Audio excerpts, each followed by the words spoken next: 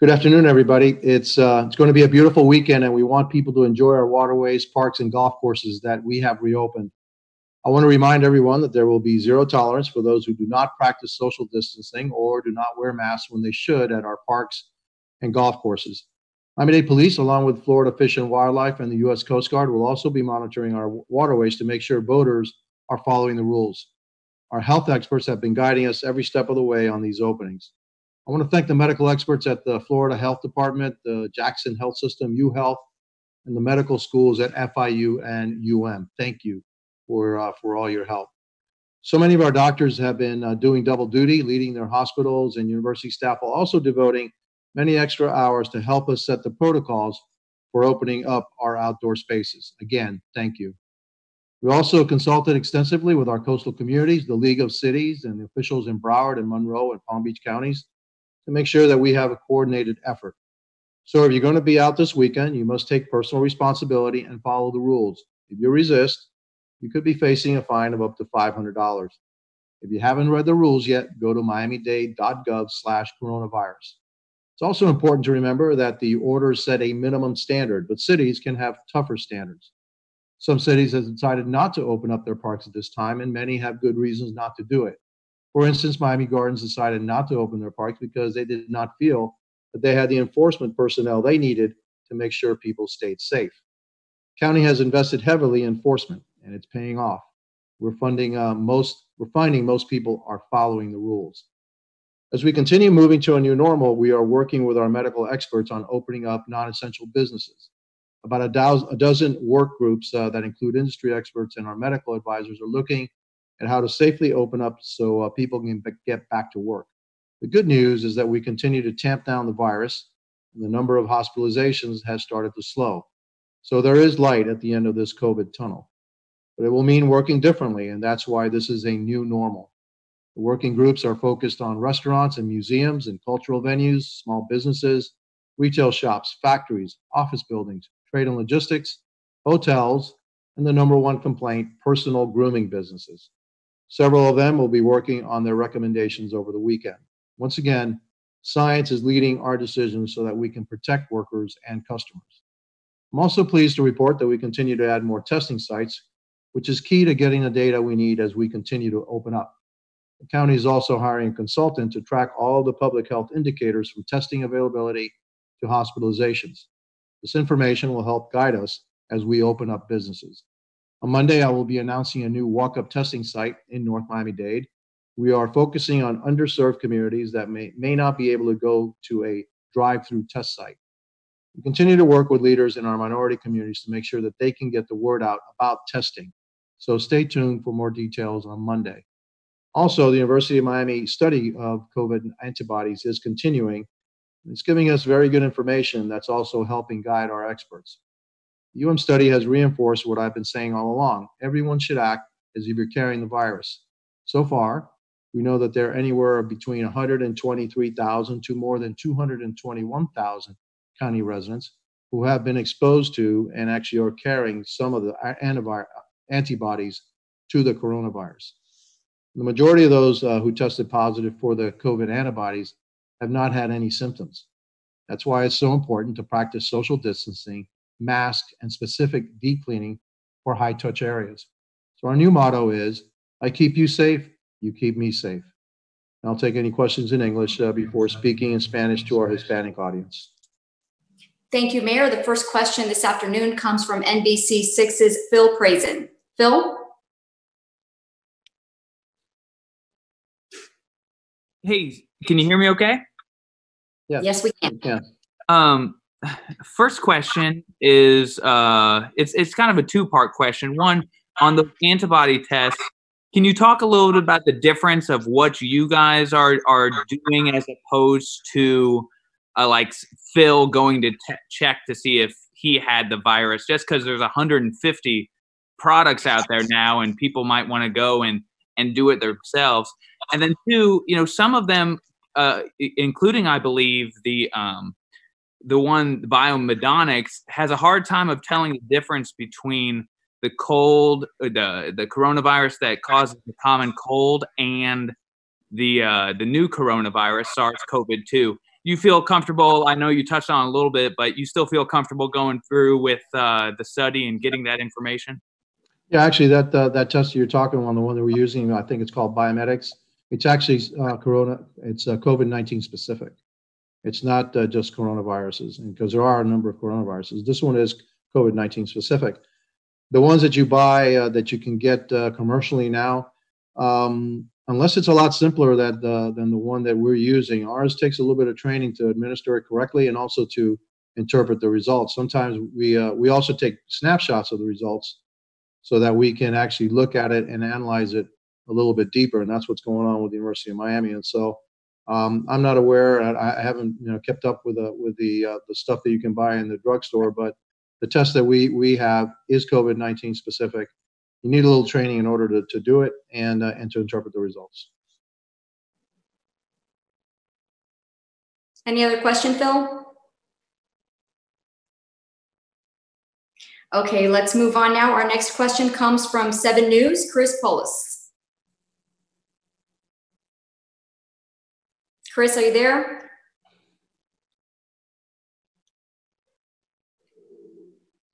Okay, let's go then to Local 10's Ian Margol. Ian. Hey, Mayor, how are you today? Doing good. How about you? Good. Another two-part question for you. You mentioned this light at the end of the tunnel. What are the experts that you're talking to telling you, I know you love this question, telling you about a timeline?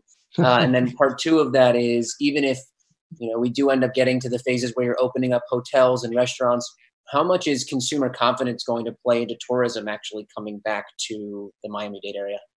Yeah, that's a great question. And I'm very concerned about consumer confidence and the tourism industry. And the tourism industry is key to our economy here. So discussed it yesterday with my other group, which is the economic recovery group, and what we're going to do about tourism and how we're going to, the Greater Miami Visitors Convention Bureau has a very good plan on how to stir up tourism once we open up the hotels, once we open up the beaches.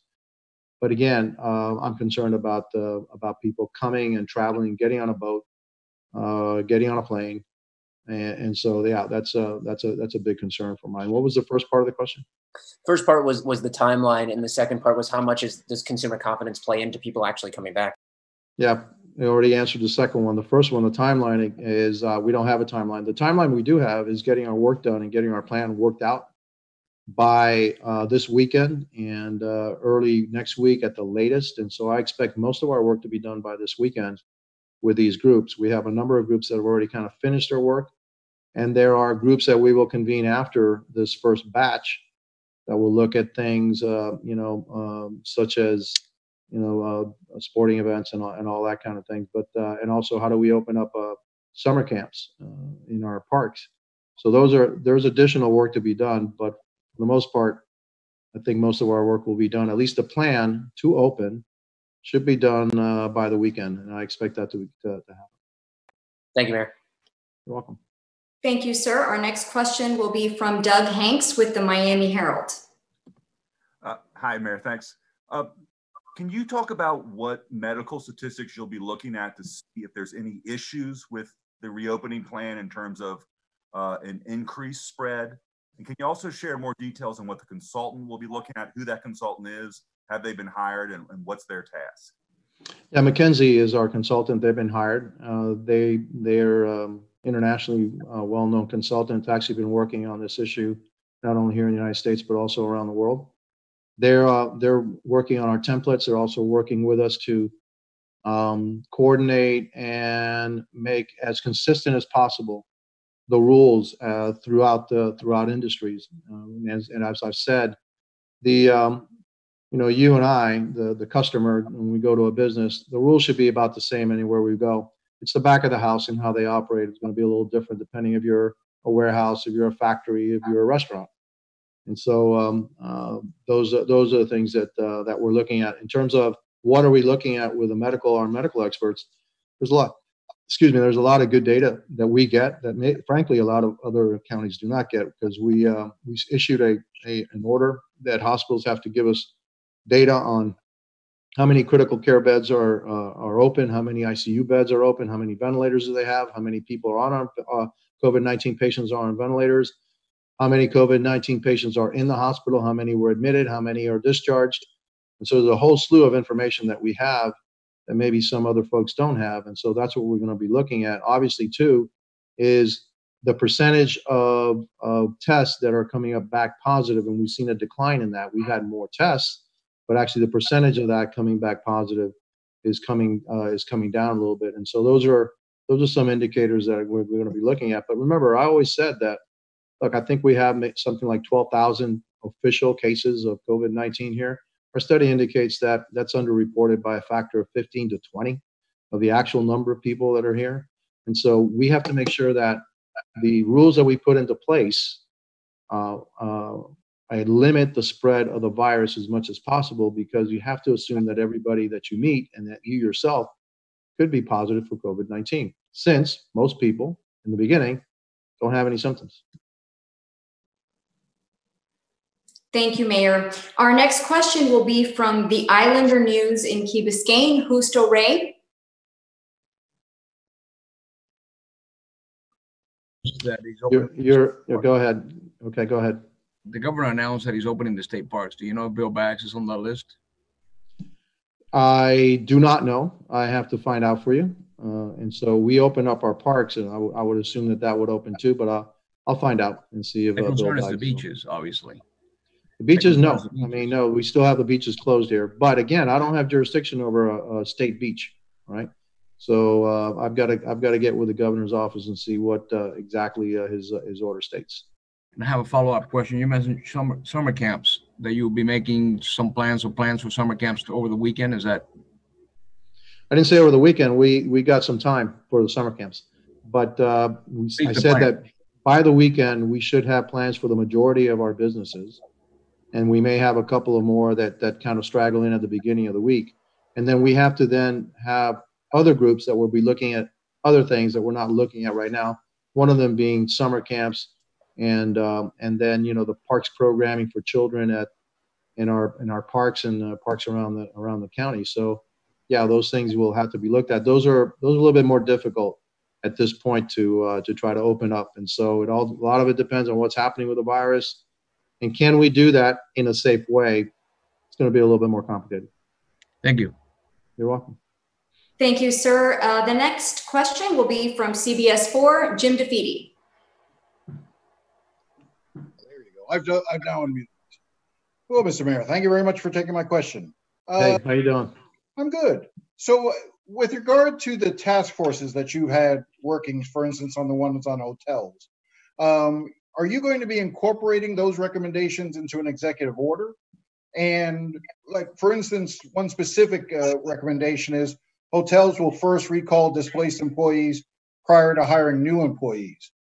Will you include that as part of the executive order? Are you allowed to include that as part of the executive order? I'm trying to figure out your authority when it comes to that.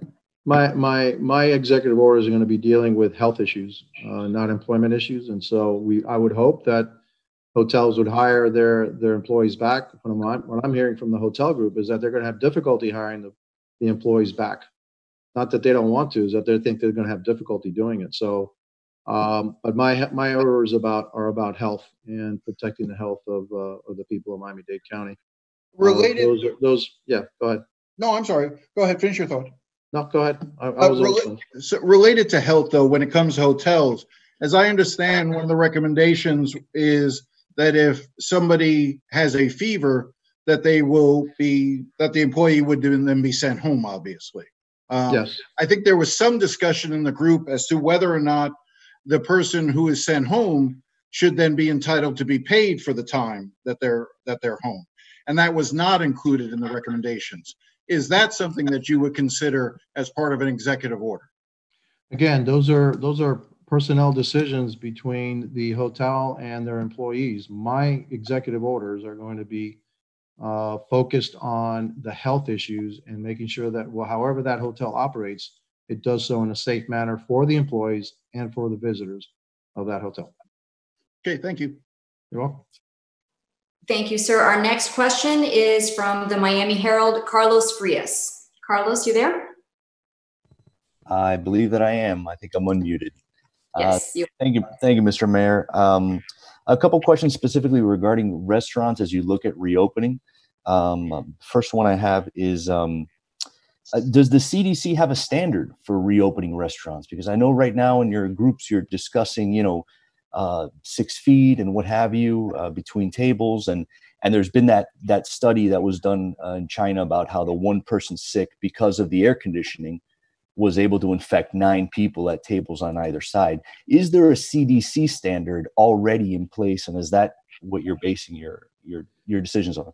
I'm basing my decision on CDC guidelines that I would hope that my medical experts are taking into consideration as we determine what the rules will be for restaurants. At this point, the guiding factor is the governor's order on restaurants is 25% capacity, allowing them to open outdoors. Our recommendations may be a little bit more detailed, but we have 2 to 3 medical experts on that panel, and there's been a lively discussion, and so I'll be guided by the medical experts on that panel to what's safe and what's not safe. And to follow up, this is another issue that I've been hearing from restaurants, not just down here, but in kind of nationally, is when those places are allowed to reopen, depending on their sizes, in other words, whether that turns into 25% or 30, depending on how much the square footage calculation. A lot of them are worried, if they're operating at 25% and they're going to be paying 100% to their landlord. Is there any thought about legislation, whether it's locally or beyond statewide, about capping what landlords can charge, and secondarily, whether there is eviction protections for small businesses, just as there are eviction protections for residential? Thank you. Right now, we don't have eviction protection for small businesses. We do have it for residents. We will not, be evicting people out of their homes or apartments during this time with hard economic times. We won't do that. We don't usually get involved, and I hesitate to get involved between a landlord and his tenant or her tenant. That landlord may also have their own mortgage payment that they have to pay. So it's pretty hard for us to sit here and judge that. So what we want to do is get them back operating in a profitable manner. And I know that it starts out at 25%, and that we could take a look at that after a week or two and see if we can augment that. Speaking to the governor, make sure that it's done in a coordinated fashion. Can I ask one more here, if I'm not monopolizing the time here? Yeah, no. I'd like to ask you about those folks who are asked to come back to work. This is obviously experimental in the sense that it'll be new to us here. Folks who are now quote unquote able to work, in other words, if they're being offered their job back, be denied unemployment. But if they're worried about getting sick, or if they have someone who is at home who is immunocompromised, or frankly, they just don't want to get sick. They don't want to get risk, being sick and dying, obviously, is the end result for some. Do you worry about that? The fact that if you open, you kind of put these people who do live paycheck to paycheck, who are on our front line, so to speak, and, making $8 an hour, what have you, washing dishes, putting them in a position where you have to take this job because you're going to lose unemployment benefits while, everybody's still trying to figure things out. Thank you. I know that was rambling. I apologize. No, but those are personal decisions. I never let perfect be the enemy of good. And I think most people want to get back to work. Those are personal decisions everybody is going to have to make, depending on what they value. And if they believe that it's risky, then that's up to them. We're going to put regulations in place that limit the risk, or else we wouldn't be opening it up. So they have to take that in consideration too. That they need to wear masks, they need to wash their hands, they need to not put their hands up to their face, all those things, and then the customers are going to have to do the same thing. And so those are regulations that we're putting in place so that we limit the spread of this virus. Is that risk down to zero? No, it's never going to be zero. But again, it's low enough so that we feel that we can always stay, that the infection rate will always be below what the capacity of our health system is to deal with it. And that's our goal. Thank you. You're welcome. Thank you. Our next question is from Patty Mazzei with the New York Times. Patty. Hi, Mayor. Thank you, Patty. I was wondering if you had seen the video images of the cars lined up towing boats trying to get into the marina today. And The cars towing boats. I'm sorry, you're kind of breaking up, Patty. Can you hear me now? She's asking, Mayor, if you have seen images of the cars lined up to get into the marinas today. I'd heard that from my parks director that we reached capacity early, and yes, and so I would expect there would be a line to get in, and once we reach capacity, that's it. We can't handle anymore. But this is not only for COVID-19. We've had the same issue on a beautiful summer day and a weekend where a lot of people can't get into their boats. It probably started down in Black Point, then it went to Matheson, what I heard, and then started moving north to Crandon and then to Hollover. But we only have so many spots, and once those spots are filled, then we close it up. Thank you. You're welcome. Okay, are there any other questions in English before we move on to Spanish? Going once, going twice? Okay. All right, Mayor, whenever you're ready, if you want to go ahead and make your remarks in Spanish. Okay, here we go. Buenas tardes a todos. Quiero que este fin de semana disfruten de los parques, el mar y los campos de golf que hemos abierto. Les recuerdo que la policía va a tener cero tolerancia para los que no mantengan la distancia social. Además, se tienen que poner máscaras en ciertos lugares. Sigan las reglas y van a salvar vidas. Los expertos médicos han guiado todos los pasos que hemos tomado para abrir de una manera limitada. Quiero darle las gracias a los doctores del Departamento de Salud, el Hospital Jackson, UHealth y las escuelas de medicina de FIU y UM que han trabajado con nosotros. Hemos seguido sus consejos para prevenir las nuevas infecciones entre los residentes. Le doy gracias a los médicos de todo corazón. He consultado con las comunidades en nuestras costas, salidas de ciudades, los líderes del condado Broward, Monroe y Palm Beach, para que estas aperturas sean de manera coordinada. Por eso, si sale este fin de semana, debe tomar responsabilidad y seguir las órdenes. Si no cumple, puede enfrentar hasta $500 en multas. Si no ha leído las reglas, visite miamidade.gov/coronavirus para más información. Recuerden que las órdenes son el estándar mínimo, pero ciudades pueden tener órdenes más estrictas. Por ejemplo, Miami Gardens decidió no abrir sus parques porque no tenía los suficientes policías para enforzar las reglas. Mientras seguimos trabajando hacia una nueva normalidad, estamos consultando con los expertos médicos para planear cómo abrir los negocios que no son esenciales. Tenemos unos 12 grupos que incluyen líderes de industrias y expertos médicos. Ellos están analizando cómo vamos a abrir de una manera segura para que las personas puedan regresar a sus trabajos.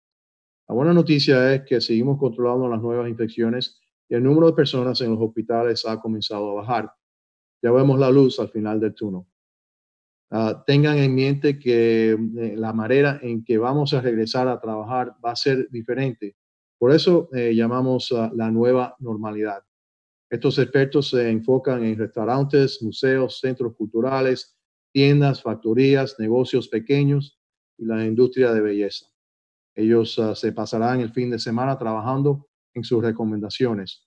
Como siempre, la ciencia guiará nuestros próximos pasos para proteger a los empleados y clientes. También estoy contento de anunciar que estamos planeando abrir nuevos sitios para las pruebas de COVID-19. El lunes estaré anunciando un nuevo sitio de pruebas en el norte de Miami-Dade, donde las personas pueden ir caminando. El enfoque aquí es servir a las personas que no tengan carros.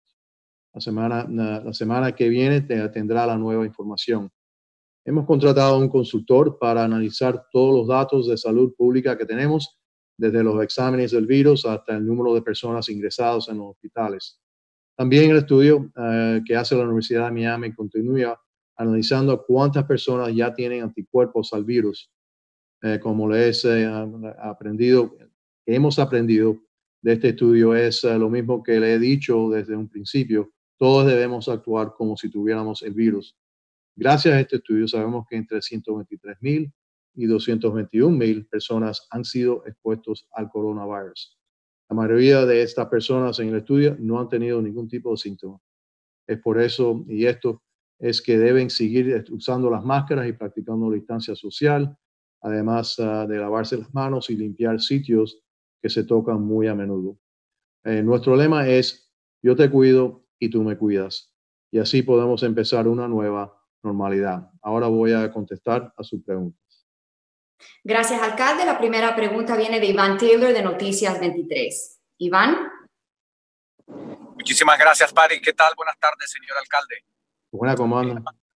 Lo que queríamos preguntarle era, hospitales de nuestra área y particularmente de Miami-Dade, como por ejemplo Jackson y Baptist, están anunciando de que la semana próxima van a retomar lo que se conoce como cirugías alternativas, todas esas que fueron pospuestas por la situación del COVID-19. Ellos dicen que están siguiendo lineamientos establecidos por el gobernador Santis. ¿Qué papel juega en esto el condado, Miami?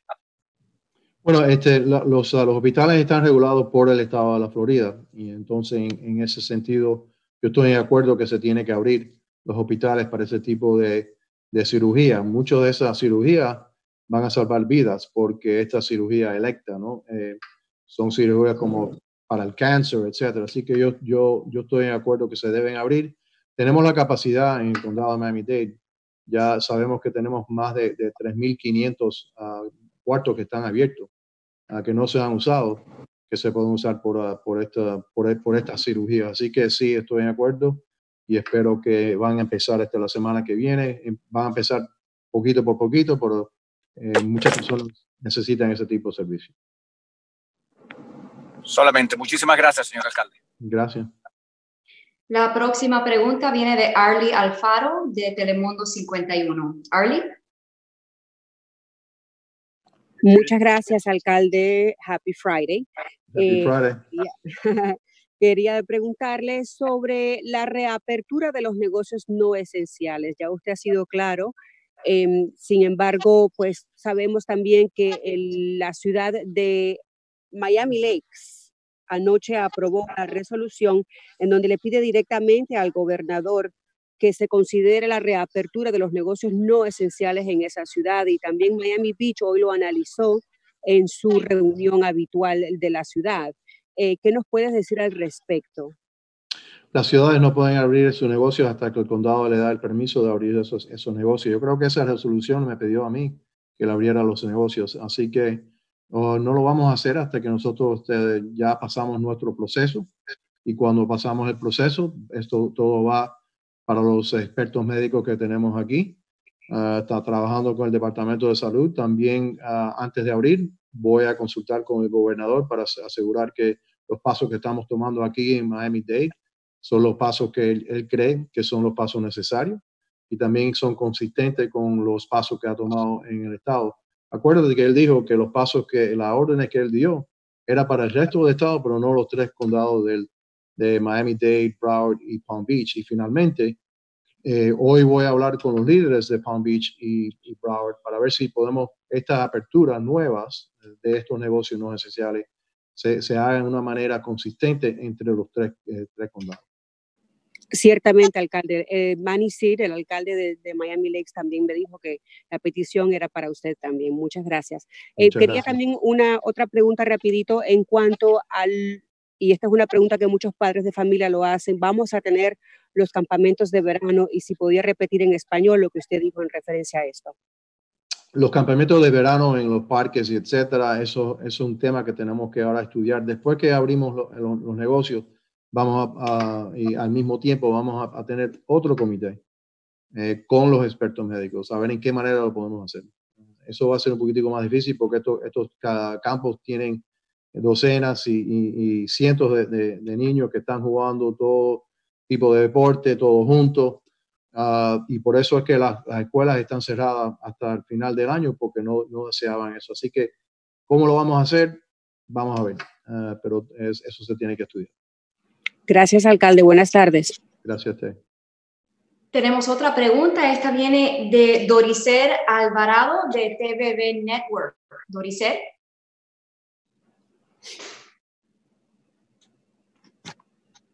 Alcalde, ¿cómo está? Muy buena. Dos preguntas. En primer lugar, saber en cuánto han disminuido las hospitalizaciones en los hospitales del condado. Lo dijo ayer también y hoy lo vuelve a referir de que se ha mantenido y ha empezado a disminuir el número de hospitalizaciones. Esa es mi primera pregunta. Y la segunda pregunta también tiene que ver con el tema del aeropuerto. Están evaluando la posibilidad de reanudar algunos vuelos y quisiera saber cuál es el estudio que están realizando, qué vuelos estaríamos hablando y desde qué ciudades o desde qué países estarían hablando de reanudar estos vuelos. Anular vuelos. No, de reabrirlos. No, el aeropuerto está abierto. El aeropuerto está abierto. Hay ciertos vuelos de lugares internacionales que no están prohibidos. También hay ciertos vuelos que nosotros no podemos llegar. Yo creo que Argentina está cerrado. Entonces, por eso no vamos a tener ningún tipo de vuelo de Argentina. Hemos visto que el aeropuerto ha bajado los números de pasajeros por 95%. Y no sabemos cuándo empieza otra vez. Vamos a tener más visitantes. Acuérdate que todos los hoteles están cerrados, las playas están cerradas. Así que hasta que nosotros no empecemos a hacer eso, no esperamos más personas que van a llegar aquí en Miami por el aeropuerto. Y la primera pregunta, otra vez, ¿cuál es? Con respecto a lo de los vuelos, entonces todavía no están estudiando retomar algunos de esos vuelos que han sido cancelados. No, la cancelación, nosotros no cancelamos ningún tipo de vuelo. Es los Estados Unidos, lo que es el FAA, cancela el punto de origen. Se puede ser que está cancelado, de vuelos de ese lugar no pueden entrar en Miami. Pero no, los vuelos, lo que es la cantidad de pasajeros es simplemente porque nosotros no tenemos nada aquí que está abierto. Así que no hay muchas personas que están viniendo aquí para viajar o tener una vacación porque no hay nada que hacer. Los hoteles no están abiertos. Las personas que están viajando están usando Miami como un punto donde van a otro lugar, o si no, las personas que viven aquí o tienen familias aquí, esas son las personas que están viajando hoy en día. La primera pregunta era con respecto a los números de hospitalizaciones que habla de que se han mantenido y han comenzado también a disminuir. ¿Cómo lo están tomando? ¿Cuántos diarios? ¿Cuántas hospitalizaciones se están dando? Una vez al día todos los hospitales dan estos tipos de datos. Antes era 2 veces al día, pero ya no es necesario. Por la mañana a las 10:15 sabemos cuántos cuartos de hospitales que se llaman urgent care, no urgent care, pero cuartos de hospitales están abiertos. ¿Cuántos cuartos de ICU están abiertos? ¿Cuántos ventiladores no se están usando? ¿Cuántas personas están ingresadas en el hospital que tienen COVID-19? ¿Cuántas nuevos pacientes que tienen COVID-19 del día anterior? ¿Y cuántos ya han salido que tenían el COVID-19 pero salieron del hospital? Hemos visto que había un pico de más de 700 personas que estaban en el hospital y ahora se ha bajado, está manteniendo un nivel y ha bajado. Nunca hemos visto lo que los expertos decían que iba a pasar, que era un surge, un pico nuevo. Eso no ha sucedido y por eso tenemos la confianza que ya tiempo es para empezar a abrir ciertas cosas aquí de una manera segura, y si podemos mantener ese nivel o bajar ese nivel, siempre estar debajo de lo que es la capacidad de nuestro sistema de salud, entonces eso es lo que tenemos que hacer para que lo que es el rate de infection, ¿sabes? La cifra de infección siempre nunca suba, que se quede bastante estable o empiece a bajar. Gracias, alcalde. ¿Ya? Gracias, alcalde. Ahora, ¿alguna otra pregunta en español? Okay, I think we've wrapped up in Spanish, Mayor. I do have one follow-up question for you in English from Phil at NBC6. Phil? Yeah, can you hear me okay? Sure. Yeah. Awesome, I appreciate it. This is for another reporter on another story, but question about essential or non-essential business. So a question about home visits by certain service providers. If people who work in non-essential business, such as hair and nail salons, are instead advertising their services online and doing home visits, are they violating either local or state emergency orders or violating existing laws that require business licenses for such operations? What's your take on that? Well, my take on it is that they shouldn't be doing it. I'm not sure if they're violating a law. I'm gonna take a look at it. But if you're a hair salon and if you're a barber shop and if you're a barber and we closed you down for a reason, all right, now that for you to go somewhere else and get your clients at a home, it doesn't make it any less dangerous. It doesn't make it any more safer. So we're trying to figure out how to open up those businesses so they do it in a safe manner. And so, no, and that's not an essential business. And so really a lot of it depends on where you live. Like if you live in the city of Miami, apparently if you live in the city of Miami, you're not going out for doing an essential business, then you shouldn't be going out. I don't think they've taken that order out. And so how somebody who cuts hair goes to somewhere in the city and cuts hair, they're not supposed to do that. Sir, I appreciate your time very much. You're welcome. Thank you, sir. I think that'll do it for this afternoon. So before we move on to Lionel with the Haitian Creole translation, thank you very much. Thank you. All right. Have a great one. Have a good weekend. Enjoy. It's beautiful. Lionel with Haitian Creole, go ahead. Nous sommes M. Lionel de Robo, département de communication contre Miami-Dade. Nous parlons pour nous déclaration meilleure Carlos Gimenez fait pour ouvrir conférence de presse aujourd'hui. Bonjour tout le monde. Nous allons gagner un bon week-end et moi souhaiter que tout le monde soit capable de jouer bon temps que nous allons gagner sous l'eau avec nos parcs, avec terrain golf.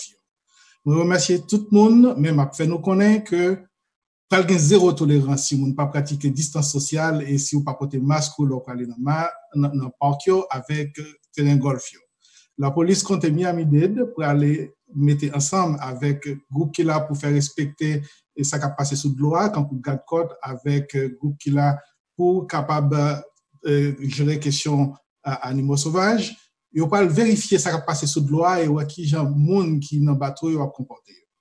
Moi je voulais remercier experts en santé qui travaillent avec le département de la santé, Jackson Health System, UHealth, l'école médecine, Université internationale Floride avec Université Miami. Docteur nous, ils travaillent double parce que ils travaillent non seulement pour gérer l'hôpital, ils travaillent avec l'équipe dans l'université, mais ils ont un temps additionnel pour le travail sur le protocole. Et m'a dit un gros merci. Nous avons fait consultation avec les gens qui vivent dans la communauté sous côte, avec Ligue Ville. Et ensuite, nous avons coordonné avec officiels qui nous Broward, Monroe, avec Palm Beach, pour nous capables de gagner une action coordonnée ensemble. Si vous gagnez pour sortir pendant le week-end, vous devez prendre responsabilité personnelle.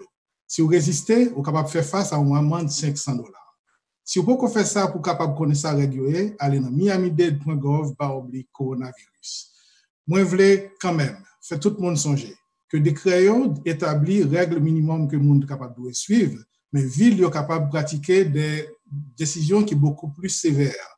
Et ville est capable de décider qu'il est capable d'ouvrir ou bien pas ouvrir un parc. Par exemple, Miami Gardens décide pour ne pas l'ouvrir parc parce qu'il a décidé qu'il n'y a pas suffisamment de personnel qui est capable de surveiller et que tout le monde est capable de être en sécurité. Nous investissons en pile, nous faisons application règlement et nous voyons les résultats qu'on a. Puis il faut monde respecter le règlement. Nous continuons tout. Avec notre déplacement d'affaires pour aller dans une vie normale, à travailler pour nous capables de gagner toute expérience pour nous arriver jusqu'à ouvrir un business qui n'est pas essentiel. Nous gagnons 12 groupes de travail qui travaillent sur l'industrie et qui travaillent ensemble avec experts médicaux pour nous garder qui nous capables de faire tout le monde retourner en travail avec sécurité. Bonne nouvelle là, c'est que le virus a commencé à baisser bas, hospitalisation retour a réduit. Ça fait que nous commençons à voir lumière dans le bout de tunnel là. Groupe travail concentré sur restaurants, musées, centres culturels, petits business, petits magasins, factory, business qui gagne en dans building qui gagne bureau là-dedans et commerce avec logistique, hôtel et business qui est là pour prendre soin de nous. Une fois encore, on a dit que la science a guidé nous dans chaque pas que nous avons fait. Je suis content d'annoncer que nous allons continuer à l'ouvrir côté pour nous capables de faire test, ça va nous donner qui est nécessaire pour nous capables de faire ouverture dans les meilleures conditions. Comptez à engager un consultant qui a travaillé pour retracer tout processus qui ont un rapport avec santé publique, tout indicateur, sorti dans le test, arrivé dans l'hospitalisation. Information ça est capable d'aider nous pour nous capable d'ouvrir business. Lundi, nous allons ouvrir un centre test, côté nous capable de marcher dans Nord Miami pour aller faire test. Ça concentré sur les gens qui gagnent moins de services et les gens qui n'ont pas besoin de machine pour aller faire test. Nous continuons avec les leaders, dans la minorité, pour nous capables de demander aux gens sortir pour aller faire test. Étude que nous avons réalisée avec l'Université Miami pour anticorps, il va continuer et ça va nous des informations suffisamment importantes pour nous capables de marcher dans la prochaine étape. Ça que nous avons fait comme étude sur anticorps avec l'Université Miami et ça va nous plus renforcer ça nous avons dit avant. Chaque monde doit faire comme si il y avait un virus là. Jusque-là, nous avons dit que il y a un pile monde sorti 123 000, arrivé dans 221 000 monde dans le comté qui étaient gagné exposé à coronavirus là. Majorité de monde qui étaient testé positif dans anticorps, majorité de monde ça n'a pas manifesté en 15 symptômes. Ça qui veut dire que l'important pour nous continuer à pratiquer distance sociale, mettez masque, faire nettoyage en profondeur dans chaque côté monde touché. Devise nous, c'est rester en santé. Ça veut dire devise nous pour le c'est ma kembe en sécurité ou kembe en sécurité. Merci. Thank you so much, Lionel. And thank you everyone for joining us this afternoon. We'll see you next time.